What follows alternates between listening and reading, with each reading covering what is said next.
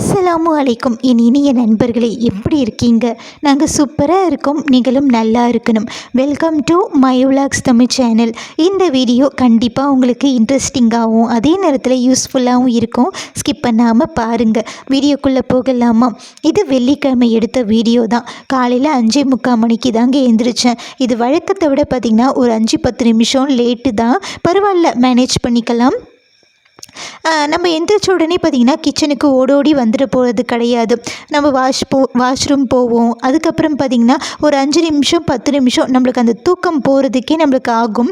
So 6 மணிக்கு தான் கிச்சனுக்குள்ளேயே வந்தேன்னு வச்சுக்கோங்களேன். அதுக்கப்புறம் பார்த்திங்கன்னா கடகடன்னு அரிசி கழுவி ஒரு பக்கம் சோறு வச்சு விட்டுட்டேன். இன்னொரு பக்கம் பார்த்திங்கன்னா முட்டைகோஸ் பொரியலுக்கு தாளித்து விட்டுட்டேன். நம்ம சீக்கிரமாக எந்திரிக்கிறோமோ இல்லை 5-10 நிமிஷம் ஒரு 1/4 மணி நேரம் லேட்டாக எந்திரிக்கிறோமோ, இதெல்லாம் நம்மளுக்கு பேலன்ஸ் பண்ணணும் அப்படின்னா ப்ரிப்ரேஷன் அப்படின்றது ரொம்ப முக்கியமான ஒரு விஷயங்க. நீங்கள் சீக்கிரமாக எழுந்திரிச்சாலும் சரி, லேட்டாக எழுந்திரிச்சாலும் சரி, அதுக்கேற்ற மாதிரி வேலைகள் இருக்கும். அதனால் ப்ரிப்ரேஷன் பண்ணிவிட்டு நம்ம முன்னாடியே தூங்கிட்டோம் அப்படின்னா நம்மளுக்கு குக்கிங் பொறுத்த வரைக்கும் ரிலாக்ஸ்டாக இருக்கும். ஏன்னா குக்கிங் பொறுத்த வரைக்கும் நம்மளுக்கு வெஜிடபிள்ஸ் கட் பண்ணுறது தான் ஒரு மெயினான வேலையே. ரொம்ப இழுக்கிற வேலையும் அதுதான். ஸோ அதையே நம்ம கட் பண்ணி வச்சுட்டோம் அப்படின்னா வெறும் வதக்கிறது, பாயில் பண்ணுறது, விசில் விடுறது அப்படின்ட்டு நம்மளுக்கு குக்கிங் கொஞ்சம் ரிலாக்ஸாக முடியும். ஸோ பார்த்திங்கன்னா நான் வெஜிடபிள்ஸ்லாம் கட் பண்ணி தான் இருந்தேன். ஸோ குக்கிங்லாம் கொஞ்சம் ரிலாக்ஸ்டாக தான் போச்சு. நம்மளுக்கு அந்த நேரத்தில் குக்கிங் மட்டும்தான் அப்படின்னா அது மட்டும் ரிலாக்ஸ்டாக போகும். பட் அந்த நேரத்தில் நம்மளுக்கு குக்கிங் மட்டும் இருக்கிறது கிடையாது. அந்த நேரத்தில் தான் பார்த்திங்கன்னா நம்மளுக்கு எல்லா வேலையும் இருக்கும். எங்கள் வீட்டில் பார்த்திங்கன்னா போர் தண்ணி கிடையாது, பைப் லைன் தான். ஸோ 6:45, 7, 7:30 அப்படின்ட்டு ஒரு நேரத்தில் ஒரு டைமுக்கு தண்ணி விட்டுருவாங்க. ஸோ தண்ணி விடும்போதே பார்த்திங்கன்னா மோட்ரு ஆன் பண்ணி ஃபில் பண்ணிடணும். ஸோ 7 மணிக்கு தண்ணி வந்தது. நான் பார்த்திங்கன்னா அந்த சோறு வடிச்சிட்டு குழம்பு மண் சட்டியில் பீர்க்கங்காய் குழம்பு தான் வச்சுருந்தேன். ஸோ அதையும் தாளித்து விட்டுட்டு இங்கிட்டு பார்த்திங்கன்னா முட்டைகோஸ் பொரியல் வெந்துருச்சு. அதில் பார்த்திங்கன்னா பச்சைப்பயிறு ஸ்நாக்ஸுக்காக குக்கரில் விசில் விட்டுட்டேன். இந்த குக்கரில் விசில் வரட்டும், இன்னொரு பக்கம் பார்த்திங்கன்னா குழம்பு கொதிக்கட்டும் அப்படின்ட்டு அந்த கேப்பில் சும்மா இல்லாமல் போயிட்டு மோட்ரு ஆன் பண்ணி விட்டுட்டேன். தண்ணி ஃபில் ஆகட்டும் அப்படின்ட்டு. தண்ணி ஃபில் ஆகும்போதே பார்த்திங்கன்னா துணி துவைச்சிடணும்ல. ஸோ வாஷிங் மிஷின்லேயும் பார்த்திங்கன்னா வாஷிங் மிஷின்லேயும் துணி போட்டுட்டேன். பைப் லைன்லேயும் பார்த்திங்கன்னா அதுலேயும் திருப்பி விட்டுட்டேன். ஸோ இங்கிட்டு எனக்கு எப்படி இருந்தது தெரியுமா? 10 மூளை எனக்கு வேலை செய்கிற மாதிரி இருந்தது, 10 கை எனக்கு வேணுமான மாதிரி இருந்தது. ஏன்னா அந்தளவுக்கு ஸ்ட்ரெஸ்ஸு, அந்தளவுக்கு ஒரு மாதிரியாக அழுத்தமாக இருந்தது. ஏன்னா ஒரு பக்கம் பார்த்திங்கன்னா குக்கரில் எத்தனை விசில் வருது அப்படின்ட்டு மைண்டில் வச்சுக்கணும். இன்னொரு பக்கம் பார்த்திங்கன்னா குழம்பு கொதிச்சிட்ருக்கு, அதை பார்த்துக்கணும். இன்னொரு பக்கம் பார்த்திங்கன்னா தண்ணிக்கு மோட்ரு போட்டிருக்கல, அது ஃபில் ஆகிட்டா அப்படின்ட்டு அதை செக் பண்ணிகிட்ருக்கணும். இன்னொரு பக்கம் மிஷினில் தண்ணி போயிட்டுருக்கு, அந்த மிஷினில் போகிற தண்ணி ஃபுல் ஆகுதா அப்படின்ட்டு அதை ஒரு பக்கம் பார்க்கணும். ஸோ இது எல்லாமே பார்த்திங்கன்னா என் மைண்டுக்குள்ளே ஓடிட்டே இருக்கும். எல்லாத்தையும் பார்த்திங்கன்னா ஓடி போய் செக் பண்ணிகிட்டே இருப்பேன். ஸோ அந்த நேரத்தில் எனக்கு 10 மூளை கூட பத்தாத மாதிரி தான் இருக்கும், 10 கை கூட பத்தாத மாதிரி தான் இருக்கும். ஸோ பார்த்திங்கன்னா குக்கிங் வேலையெல்லாம் முடிச்சுட்டேன். கம்பு தோசை தான் பிரேக்ஃபாஸ்ட்டுக்கு, அதே குழம்பு தான் பிரேக்ஃபாஸ்ட்டுக்குமே. ஸோ கம்பு தோசை சுட்டுட்டேன். ஹஸ்பண்டுமே வந்துட்டாங்க, அவங்களுக்கு ஊற்றி கொடுத்துட்டேன். அவர் ஒரு பக்கம் பிரேக்ஃபாஸ்ட் சாப்பிட்டுட்ருக்கேன், நான் ஒரு பக்கம் பார்த்திங்கன்னா லன்ச் பேக் பண்ணிட்டேன். காலையில் 5:45 எந்திரிச்சேன்னு சொன்னல, அந்த லன்ச் பேக் பண்ணும்போது உட்காருவேன் பார்த்திங்களா, அப்போ தாங்க உட்காருவேன். அது வரைக்கும் ஒரு 2 மணி நேரம் விடாமல் இங்கேயும் இங்கேயும்ன்ட்டு நடந்துக்கிட்டே இருப்பேன். 10 மூளை யோசிக்கிறத இங்கிட்டு ஒரு மூளை அங்கிட்டு ஒரு மூளை அப்படின்ட்டு ஒவ்வொரு மூளை ஒவ்வொரு இடத்துல வேலை பார்த்துக்கிட்டே இருக்கும். ஒவ்வொரு வேலையாக பார்த்திங்கன்னா முடிச்சுட்டே இருப்பேன். அப்புறம் ஹஸ்பண்ட் கிளம்பி போன பின்னாடி பார்த்திங்கன்னா ஓரளவுக்கு தண்ணி ஃபில் ஆகிடுச்சு, மோட்ரு ஆஃப் பண்ணிட்டேன். அப்புறம் வாஷிங் மிஷின்லேயும் துணி போட்டு விட்டாச்சு, அதையும் ஆஃப் பண்ணிட்டேன். தண்ணியை திறந்து விட்டுட்டேன். அதுக்கப்புறம் நான் ரிலாக்ஸ்டாக உட்காந்து பிரேக்ஃபாஸ்ட் சாப்பிட்டுட்டு அதுக்கப்புறம் பார்த்திங்கன்னா கையோட வீட்டை பெருக்கிட்டு கையோட வீட்டையும் போட்டுட்டேன். ஏன்னா வெள்ளிக்கிழமையில் சீக்கிரமாக வேலையாகணும். அதனால் பார்த்திங்கன்னா கையோட மாப் போட்டுட்டு அதுக்கப்புறம் நான் குளிக்க போயிட்டேங்க. குளிச்சுட்டு வந்துட்டால் அப்புறம் பார்த்திங்கன்னா மிஷின்லேருந்து துணி எடுத்து ட்ரை பண்ணிவிட்டு மாடிக்கு எடுத்துகிட்டு போயிட்டு காய வச்சுட்டு அங்கிட்டே பார்த்திங்கன்னா ஒரு 1/2 மணி நேரம் நின்று அப்படியே முடியையும் காய வச்சுட்டு கீழே வந்துட்டேன். பொதுவாகவே நம்மளுக்கு குளித்தாலே பசி எரிக்க ஆரம்பிச்சிடும். அதுவும் இல்லாமல் மாடிக்கு வேறு போயிட்டு வந்தேன்னா செம்ம டயர்டாக இருந்தது. ஸோ இருக்கவே இருக்குது ஸ்நாக்ஸு, நம்ம வேக வச்ச பச்சை பயிறு, அதை சாப்பிட்டுட்டு அதுக்கப்புறம் அதுக்கப்புறம் தான் பார்த்திங்கன்னா கிச்சனுக்குள்ளே என்ட்ரு ஆனேன். ஏன்னா கிச்சன் வந்து பார்த்திங்கன்னா குக்கிங் வேலை மட்டும்தான் கிச்சனில் பார்த்துருந்தேன். மற்ற எந்த வேலையுமே நான் பார்க்கல. பாத்திரம்லாம் அழுக்காக இருந்தது, அது அப்படியே இருந்தது. கவுண்டர் டாப்பில் மாவு சிந்தி குழம்பு சிந்தி அப்படின்ட்டு எல்லாமே அப்படியே இருந்தது. இது வரைக்கும் நம்ம பார்த்தது எல்லாமே துணி வேலை, தண்ணி வேலை, வீட்டு வேலை தான்.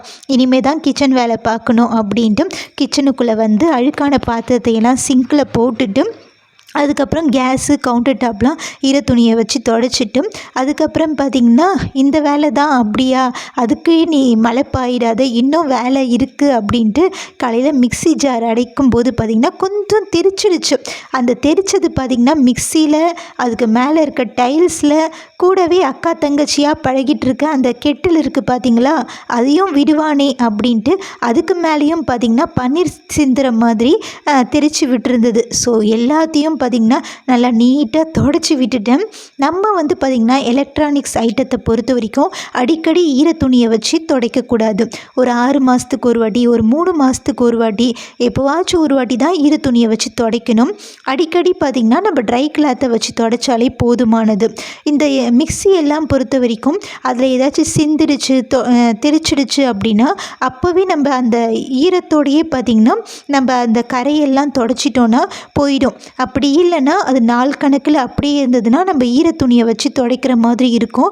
அப்போ நம்ம மிக்சியோட நம்ம எலக்ட்ரானிக்ஸ் ஐட்டத்தோட லைஃப் போயிடும். ஸோ அந்தந்த நேரத்தில் அப்பப்போ அந்த கரையெல்லாம் துடைச்சிடுறது நல்லது, ட்ரை கிளாத்தில் துடைச்சிடுறது நல்லது. ஸோ அதெல்லாம் முடிச்சுட்டு பாத்திரமும் கழுவிட்டு அதுக்கப்புறம் நமாஸ் படிச்சுட்டு லன்ச் முடிச்சுட்டு அப்புறம் தாங்க ஒரு 2 மணி நேரம் ரெஸ்ட் எடுக்கிற மாதிரி இருந்தது. அதுக்கப்புறம் ஒரு 3:45 பார்த்திங்கன்னா அப்படியே இருட்டிட்டு வந்துருச்சு, 6 மணி போல். சரிண்டு கடகடன் மாடிக்கு போயிட்டு அங்கேயே நின்று துணியெல்லாம் மடித்து கீழே கொண்டு வந்துட்டேன்.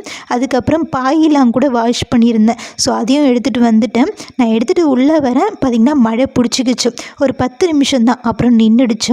அதுக்கப்புறம் பார்த்திங்கன்னா மறுபடியும் வீடு வாசல் பெருக்கிறது அந்த மாதிரி வேலைகள்லாம் இருக்கும். அதுக்கப்புறம் பார்த்திங்கன்னா நான் இப்போ உங்ககிட்ட ஒன்று சொல்ல போகிறேன். நான் வந்து ஒரு 2 வாரத்துக்கு முன்னாடி இந்த ஃப்ரிட்ஜில் ஸ்டோர் பண்ணுறதுக்காக காட்டன் பேக்ஸ் வாங்கியிருந்தேன்னு சொன்னேன்ல, அந்த காட்டன் பேக்ஸுடைய ரிவ்யூ தான் பார்க்க போகிறோம். அப்போ வந்து பார்த்திங்கன்னா நான் பிளாஸ்டிக்கு இது மாற்றாக இருக்கும், நம்ம பிளாஸ்டிக் அவாய்ட் பண்ணணும், ஸோ நம்ம இந்த காட்டன் பேக்ஸை வாங்கி யூஸ் பண்ணிக்கலாம் அப்படின்ற மாதிரி சொல்லியிருந்தேன். இப்போ 2 வீக்ஸ் ஆயிடுச்சு. இது எப்படி யூஸ் ஆகுது, நல்லா இருக்கா அப்படின்றத சொல்கிறேன். நான் ஃபஸ்ட்டு வாரம் பார்த்திங்கன்னா வெஜிடபிள்ஸ்லாம் வச்சுருந்தேன். எந்த வெஜிடபிள்ஸும் வீணாக போகலை, நல்லா இருந்தது. கீரை பொறுத்த வரைக்கும் பார்த்திங்கன்னா ஒரு 2 or 3 டேஸில் யூஸ் பண்ணிட்டேன், நல்லா இருந்தது, ஃப்ரெஷ்ஷாக இருந்தது, எந்த ஒரு கசந்த ஸ்மெல்லும் இல்லை, அழுகி போல் எதுவுமே ஆகலை. இந்த வாரம் பார்த்திங்கன்னா நான் கருவேப்பிலை, புதினா, கீரையெல்லாம் வச்சுருந்தேன். கருவேப்பிலை பார்த்திங்கன்னா போன வெள்ளிக்கிழமை சந்தையாக எங்கள் ஊரில் சனிக்கிழமை வச்சுருந்தேன் கிள்ளி. சனிக்கிழமை வந்து இந்த வெள்ளிக்கிழமை வரைக்கும் நீங்கள் பார்க்குறீங்க, கொஞ்சம் கூட அழுகி போலங்க, சூப்பராக இருக்குது. ஒரு 85% ஃப்ரெஷ்ஷாக இருக்குது, நல்லா மொடன்னு இருக்குது. கருவேப்பிலை தாராளமாக 1 வீக் வரைக்கும் வச்சு நம்ம யூஸ் பண்ணலாம். கருவேப்பிலையை பொறுத்த வரைக்கும் கொத்தமல்லி வைக்கலை, புதினா வச்சுருந்தேன். ஆனால் புதினா பார்த்திங்கன்னா அழுகி போல், ஈரமாகலை, நீர்த்துளி எதுவுமே இல்லை, வியர்வை எதுவுமே இல்லை.